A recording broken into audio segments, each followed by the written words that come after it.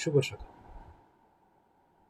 সুপ্রিয় শিক্ষার্থী বন্ধুরা, সরকারি রাজেন্দ্র কলেজ ফরিদপুর কর্তৃক আয়োজিত অনলাইন ভিত্তিক শ্রেণী কার্যক্রমে তোমাদের সকলকে স্বাগত জানাচ্ছি। তোমাদের সাথে আমি মোহাম্মদ খায়রুজ্জামান খান, প্রদর্শক ভূগোল ও পরিবেশ বিভাগ, সরকারি রাজেন্দ্র কলেজ ফরিদপুর। করোনা মহামারীর এই তৃতীয় ঢেউয়ের মাঝেও আমার বিশ্বাস তোমরা সকলে সুস্থ এবং নিরাপদে আছো। তোমরা সকলে বাসায় থাকবে এবং বাসায় থেকে বেশি বেশি পড়াশোনা করবে। তোমরা জানো যে ইতিমধ্যে আমাদের করোনা মহামারী প্রকট আকার ধারণ করছে। এ সময় আমাদের সাবধানতাই পারে আমাদের জীবনকে নিরাপদ রাখতে। এজন্য আমরা চেষ্টা করব যতটা সম্ভব বাসায় অবস্থান করার জন্য। আমাদের নিশ্চয়ই মনে আছে যে আমি ভূগোল প্রথম পত্রের পঞ্চম অধ্যায় থেকে অর্থাৎ জলবায়ুর উপাদান ও নিয়ামক থেকে যে টপিকগুলো আছে সেটাই পর্যায়ক্রমে আলোচনা করছি। গত ক্লাসে তোমাদের বায়ুপ্রবাহ কি, বায়ুপ্রবাহের বৈশিষ্ট্য, বায়ুপ্রবাহের তারতম্যের কারণ, এছাড়া বায়ুপ্রবাহের যে শ্রেণী বিভাগ অর্থাৎ বায়ুপ্রবাহকে যে কয়েকটি ভাগে ভাগ করা হয়েছে, তো 4টি ভাগে ভাগ করা হয়েছে: নিয়ত বায়ু, মৌসুমী বায়ু, স্থানীয় বায়ু এবং অনিয়মিত বায়ু। সেখান থেকে প্রথম যে ভাগটা অর্থাৎ নিয়ত বায়ু প্রবাহ নিয়ে আলোচনা করা হয়েছে। আজকে পরবর্তী যে 3টি বায়ু প্রবাহ রয়েছে সেই 3টি নিয়ে আলোচনা করা হবে। আমার বিশ্বাস তোমরা খুব মনোযোগ সহকারে ক্লাসটি দেখবে। তাহলে চলো শুরু করে দিই আজকের ক্লাস।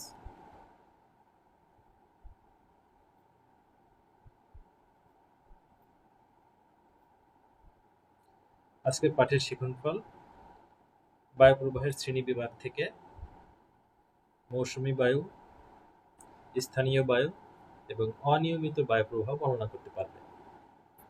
তোমরা গত ক্লাসে নিয়ত বায়ু প্রবাহ সম্পর্কে জেনেছো।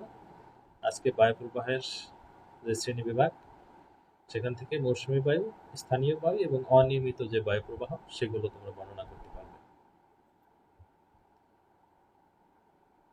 তোমরা গত ক্লাসেই জেনেছো যে বায়ু প্রবাহের শ্রেণী বিভাগ কি। মৌসুমী বায়ু বা মনসুন উইন্ড।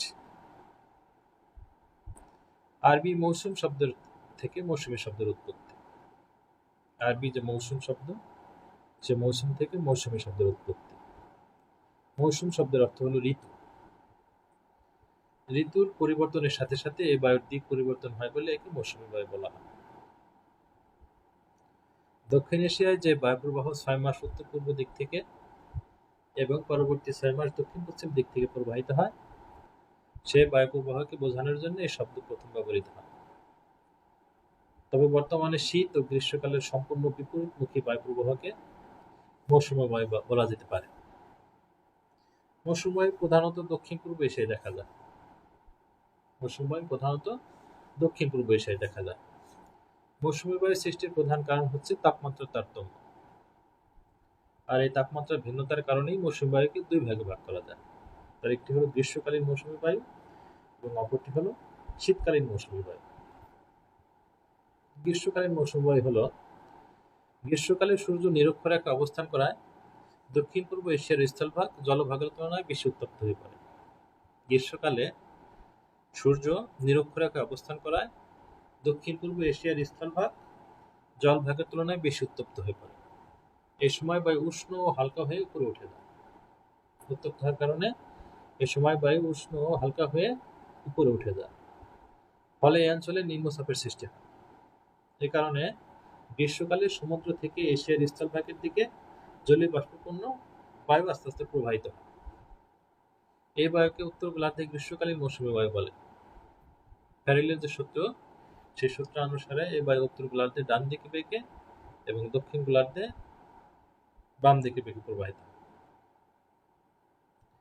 উত্তর গোলার্ধে ডান দিকে বেঁকে দক্ষিণ পশ্চিম দিক থেকে প্রবাহিত হয়। এই জলীয় বাষ্পপূর্ণ বায়ু পর্বতের গায়ে বাধাপ্রাপ্ত হয়ে প্রচুর বৃষ্টিপাত ঘটায়। তাহলে ফ্যারাডের যে সূত্র, সেই সূত্র অনুসারে এই বায়ু উত্তর গোলার্ধে ডান দিকে বেঁকে দক্ষিণ পশ্চিম দিক থেকে প্রবাহিত হয় এবং এর ফলে জলীয় বাষ্পপূর্ণ যে বায়ু, সেই বায়ু পর্বতের গায়ে বাধাপ্রাপ্ত হয়ে প্রচুর বৃষ্টিপাত ঘটায়। এরপর হলো শীতকালীন মৌসুমী বায়ু।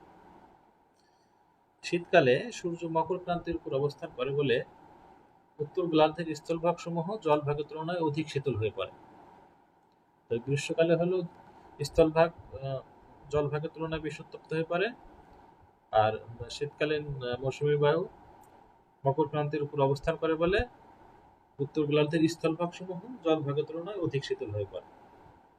এজন্য স্থলভাগের উপর উচ্চচাপ ও জলভাগের উপর নিম্নচাপের সৃষ্টি হয়। এর ফলে কি হয়, স্থলভাগের উপর উচ্চচাপের সৃষ্টি হয় এবং জলভাগের উপর নিম্নচাপের সৃষ্টি হয়। স্থলভাগের এই উচ্চচাপ কেন্দ্র থেকে শীতল ও ভারী বায়ু জলভাগের নিম্নচাপ কেন্দ্রের দিকে প্রবাহিত হয়। স্থলভাগের উপর দিয়ে প্রবাহিত হওয়ার ফলে এই বায়ুতে জলীয় বাষ্প থাকে না। স্থলবায়ুর উপর দিয়ে যদি প্রবাহিত হয় তাহলে সেই বায়ুতে সাধারণত জলীয় বাষ্প থাকে না, কিন্তু জলভাগের উপর দিয়ে প্রবাহিত হলে সেই বায়ুতে জলীয় বাষ্প থাকে, ফলে বৃষ্টিপাত সংঘটিত হয় না। তবে শীতকালীন মৌসুমী বায়ু সমুদ্রের উপর দিয়ে যদি প্রবাহিত হয় এবং প্রবাহিত হয়ে যদি স্থলভাগে পৌঁছে তাহলে বৃষ্টিপাত সংঘটিত হয়। এই ছিল মৌসুমী বায়ু। এরপর হলো স্থানীয় বায়ু বা লোকাল উইন্ড। ভূপৃষ্ঠের বিভিন্ন স্থানে স্থানীয় ও বিবিধ ভৌগোলিক পার্থক্যের কারণে যে বায়ু প্রবাহের সৃষ্টি হয় তাকে স্থানীয় বায়ু বলে। এই বায়ু সাধারণত পর্বত কিংবা মরুভূমি থেকে সৃষ্টি হয়ে থাকে। স্থানীয় বায়ু সাধারণত পর্বত বা মরুভূমি থেকে সৃষ্টি হয়ে থাকে। তাই এর কোনটি উষ্ণ আবার কোনটি শীতল। মরুভূমি থেকে যেটি সৃষ্টি হয় সেটি উষ্ণ, আর পর্বত থেকে যেটি সৃষ্টি হয় সেটি হল শীতল। মরুভূমি থেকে সৃষ্টি হলে উষ্ণ, আর পর্বত থেকে সৃষ্টি হলে শীতল। পৃথিবীতে এরূপ প্রায় কয়েকশো বায়ু প্রবাহ রয়েছে। তার মধ্যে অন্যতম যে কয়েকটি স্থানীয় বায়ু রয়েছে সেগুলো তোমাদের আজকে জানানো হবে। তার প্রথম হলো উপত্যকা ও পার্বত্য বায়ু। ভূমির উচ্চতার তারতম্যের কারণে বায়ুর তাপ ও চাপে পার্থক্য সৃষ্টি হয়, এই ধরনের বায়ু প্রবাহ সৃষ্টি হয়। ভূমির যে উচ্চতা, সেই উচ্চতার তারতম্যের কারণে বায়ুর তাপ ও চাপে পার্থক্য সৃষ্টি হয়, যার ফলে এই ধরনের বায়ু প্রবাহ সৃষ্টি হয়। দিনের বেলায় উপত্যকার তলদেশ অপেক্ষা পর্বতের গা অধিকতর উষ্ণ হয় বলে সেখানে নিম্নচাপের সৃষ্টি হয়। দিনের বেলায় সূর্যের আলো পায়, এই জন্য কি হয়, পর্বতের গা অধিকতর উষ্ণ হয়। এর ফলে কি হয়, সেখানে নিম্নচাপের সৃষ্টি হয়। এই অবস্থায় উপত্যকা অঞ্চল থেকে শীতল বায়ু পর্বতের গা বেয়ে উপরে উঠতে থাকে। এই বায়ুকে উপত্যকা বায়ু বলে। দুপুরের কিছু সময় পর এই বায়ুর গতিবেগ সবচেয়ে প্রবল হয়। তাহলে উপত্যকা বায়ুর গতিবেগ প্রবল হয় হলো দুপুরের কিছু সময় পর, অর্থাৎ বিকালের দিকে। আবার রাতের বেলায় তাপ বিকিরণ করে পর্বত গাত্র অধিকতর শীতল হয়, সেখানে উচ্চতাপের সৃষ্টি হয়। আবার রাতের বেলায় কি হয়, পর্বত অধিকতর শীতল হয়, সেখানে উচ্চতাপের সৃষ্টি হয়। এ সময় উপত্যকা তুলনামূলকভাবে উষ্ণ থাকে। এই অবস্থায় শীতল ও ভারী বায়ু পর্বতের গা বেয়ে উপত্যকার নিচের দিকে প্রবাহিত হয়। এই বায়ুকে পার্বত্য বায়ু বলে। রাতের শেষ ভাগে এই বায়ুর গতিবেগ বেশি থাকে। পার্বত্য বায়ুর গতিবেগ বেশি থাকে হলো রাতের শেষ ভাগে, আর উপত্যকা বায়ুর গতিবেগ বেশি থাকে দুপুরের শেষ ভাগে, অর্থাৎ বিকেলের দিক। আর পার্বত্য বায়ুর গতিবেগ বেশি থাকে হলো রাতের শেষ ভাগে, অর্থাৎ ভোরবেলার দিকে। এরপর ফন বা চিনুক বায়ু। জলীয় বাষ্পপূর্ণ বায়ু উচ্চ পাহাড় বা পর্বতে বাধাপ্রাপ্ত হয়ে উপরে উঠে প্রতিবাদ অঞ্চলে মেঘ ও বৃষ্টিপাত সৃষ্টি করে। জলীয় বাষ্পপূর্ণ বায়ু উঁচু পাহাড় বা পর্বতে বাধাপ্রাপ্ত হয়ে উপরে উঠে প্রতিবাদ অঞ্চলে মেঘ ও বৃষ্টিপাত সৃষ্টি করে। তারপর এই বায়ু যখন পর্বত অতিক্রম করে অনুবাদ অঞ্চলে নেমে আসে, তখন অনুবাদ অঞ্চলে উষ্ণ ও শুষ্ক বায়ু প্রবাহের সৃষ্টি হয়। কি হয়, যখন এই বায়ু পর্বত অতিক্রম করে অনুবাদ অঞ্চলে নেমে আসে, তখন অনুবাদ অঞ্চলে উষ্ণ ও শুষ্ক বায়ু প্রবাহের সৃষ্টি হয়।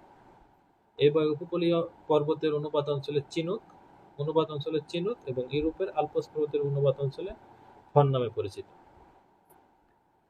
তাহলে উপকূলীয় পর্বতের অনুবাদ অঞ্চল হলো চিনুক নামে, আর ইউরোপের আল্পস পর্বতের অনুবাদ অঞ্চলে ফন নামে পরিচিত। এজন্য এটা হলো ফন বা চিনুক। এই যে হলো ফন বা চিনুক বায়ু।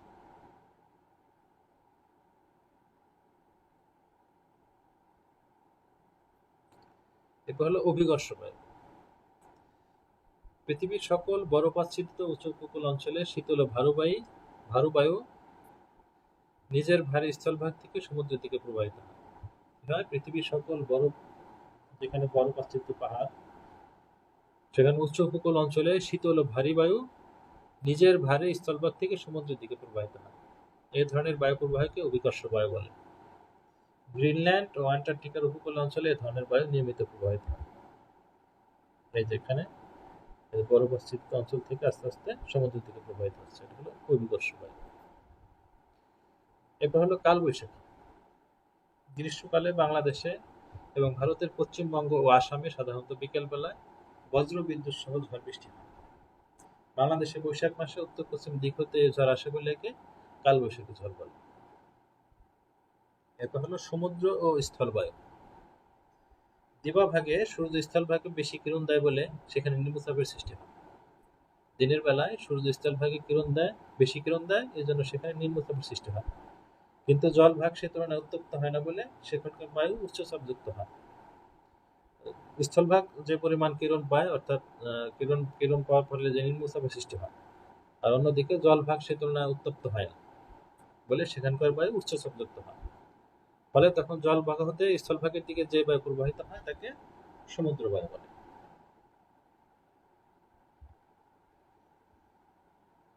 এরপর আবার রাতে স্থলভাগ জলভাগের তুলনায় অধিক তাপ বিকিরণ করে শীতল হয়, ফলে জলভাগ বা সমুদ্রের দিকে যে বায়ু প্রবাহিত হয় তাকে স্থলবায়ু বলে। এরপর কি হয়, রাতে স্থলভাগ জলভাগের তুলনায় অধিক তাপ বিকিরণ করে শীতল হয়ে যায়। দিনের বেলা যেমন স্থলভাগ বেশি উষ্ণ থাকে বা গরম থাকে, জলভাগ উষ্ণতা কম থাকে, রাতের বেলায় ঠিক স্থলভাগ জলভাগের তুলনায় অধিক তাপ বিকিরণ করার ফলে শীতল হয়ে যায়, ফলে জলভাগ বা সমুদ্রের দিকে যে বায়ু প্রবাহিত হয় তাকে স্থলবায়ু বলে। বাংলাদেশের দক্ষিণে বঙ্গোপসাগরের অবস্থানের কারণে সমুদ্র বায়ু স্থলভাগে নিয়মিত প্রবাহিত হয়। এই হলো সমুদ্র বায়ু, সমুদ্র থেকে আস্তে আস্তে স্থলভাগের দিকে আসছে। আর এটা হলো স্থলবায়ু, স্থলবায়ু স্থলের দিক থেকে আস্তে আস্তে সমুদ্রের দিকে যাচ্ছে। বিভিন্ন প্রকারের স্থানীয় বায়ুর মধ্যে রয়েছে ভূমধ্যসাগরীয় অঞ্চলে প্রবাহিত সিরোক্কো, মিশরের প্রবাহিত উষ্ণ বায়ু খামসিন, ফ্রান্সের রোন নদীর উপত্যকায় প্রবাহিত মিস্ট্রাল, আর্জেন্টিনা ও উরুগুয়ের পম্পাস তৃণভূমির উত্তরে অবস্থিত পম্পেরো, অ্যাড্রিয়াটিক সাগরের পূর্ব উপকূলে প্রবাহিত বোরা, আরব মরুভূমির সাইমুম, ভারত উপমহাদেশের লু, ক্যালিফোর্নিয়ার সান্টানা, এগুলি হলো বিভিন্ন এলাকায় প্রবাহিত স্থানীয় বায়ু।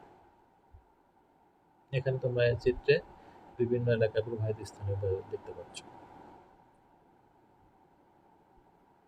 এবার হলো অনিয়মিত বায়ু। ভূপৃষ্ঠের কোনো স্থানে হঠাৎ তাপের হ্রাস বৃদ্ধি হলে সেই স্থানের বায়ুর চাপ ও দ্রুত পরিবর্তিত হয়। ভূপৃষ্ঠের যদি কোনো স্থানে হঠাৎ তাপের হ্রাস বৃদ্ধি হয়, ফলে সেই স্থানের বায়ুর চাপ ও দ্রুত পরিবর্তিত হয়। এর ফলে সেসব স্থানে যে বায়ু প্রবাহ হঠাৎ আবির্ভূত হয় তাকে আকস্মিক বায়ু বলে। এই বায়ু কবে বা কখন আসবে, আবার কখন এর প্রবাহ শেষ হবে তা অনিশ্চিত, এজন্য একে অনিয়মিত বায়ু বলা হয়। অর্থাৎ এই বায়ু কোনো নিয়ম মেনে চলে না বলে এরূপ বায়ু প্রবাহকে অনিয়মিত বায়ু বলে। ঘূর্ণিবাত ও প্রতি ঘূর্ণিবাত অনিয়মিত বায়ুর অন্যতম উদাহরণ। এই ছিল বায়ু প্রবাহের যে শ্রেণী বিভাগ, অর্থাৎ নিয়ত বায়ু, মৌসুমী বায়ু, স্থানীয় বায়ু এবং অনিয়মিত বায়ু, সেগুলো বর্ণনা তোমাদের বইতে খুব ভালোভাবে বর্ণনা দেওয়া আছে। তোমরা এই ক্লাসের পাশাপাশি তোমরা বইগুলো খুব ভালোভাবে পড়বে, তাহলে খুব বুঝতে পারবে। আমি আবারও বলছি, তোমরা খুব এই করোনা মহামারীর তৃতীয় ঢেউয়ের সময় তোমরা খুব সাবধানে থাকবে, নিরাপদ দূরত্ব বজায় রেখে চলাফেরা করবে। খুব প্রয়োজনে যদি বাইরে আসতে হয় তোমরা অবশ্যই মাস্ক পরিধান করবে। তাহলে সকালে ভালো থেকো, সকলের জন্য শুভকামনা। আল্লাহ হাফিজ।